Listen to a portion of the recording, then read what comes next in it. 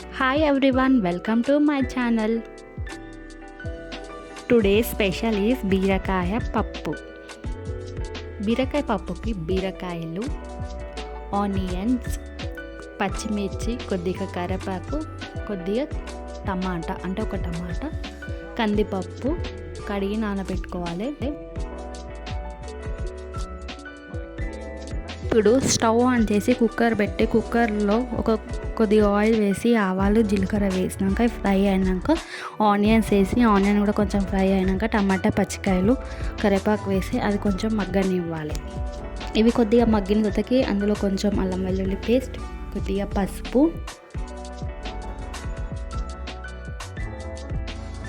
కొద్దిగా కారం, రుచికి సరిపడా ఉప్పు వేసి కలుపుకోవాలి. అన్నీ ఇవన్నీ కొద్దిగా మగ్గిన తర్వాత ఆయిల్ పైకి తేలుతున్నప్పుడు మనం బీరకాయ ముక్కలను వేసుకోవాలి. మీలో ఎంతమందికి బీరకాయ పప్పు అంటే ఇష్టమో నాకు కింద కామెంట్ సెక్షన్లో కామెంట్ చేయండి. బీరకాయ ముక్కలు అన్నీ వేసుకున్న తర్వాత ఒకసారి మొత్తం కలపాలి మంచిగా. అవన్నీ కారం, ఉప్పు, పసుపు అవన్నీ బీరకాయలకు పట్టేటట్లా కలపాలి. కలిపి మూత పెట్టి ఒక 5 minutes మగ్గనివ్వాలి. ఈ విధంగా ఆయిల్ పైకి తేలుతున్నప్పుడు మనం ముందుగా కడిగి పెట్టుకున్న కందిపప్పును వేసుకొని మొత్తం ఒకసారి మంచిగా మిక్స్ చేసుకోవాలి. మొత్తం మంచిగా కలిపిన తర్వాతకి 2 glasses వాటర్ పోసుకొని కుక్కర్ మూత పెట్టి ఒక 3-4 విజిల్స్ వచ్చినాక ఉడికించుకోవాలి. ఎవరైనా నా ఛానల్ ఫస్ట్ టైం చూస్తే please like, share, subscribe to my channel.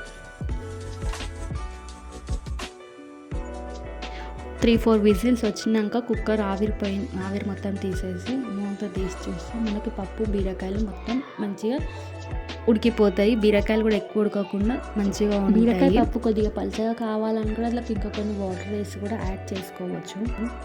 2-3 minutes అయినాక కొత్తిమీర వేసుకొని ఒకసారి అంతా కలుపుకోవాలి. అంతే అండి, బీరకాయ పప్పు రెడీ. అంతే అండి, ఎంతో సింపుల్ అండ్ టేస్టీ బీరకాయ పప్పు ready. Thank you for watching this video. I hope like this video to all. Thank you each and everyone, and like, share, subscribe to my channel. Keep smiling. Bye bye.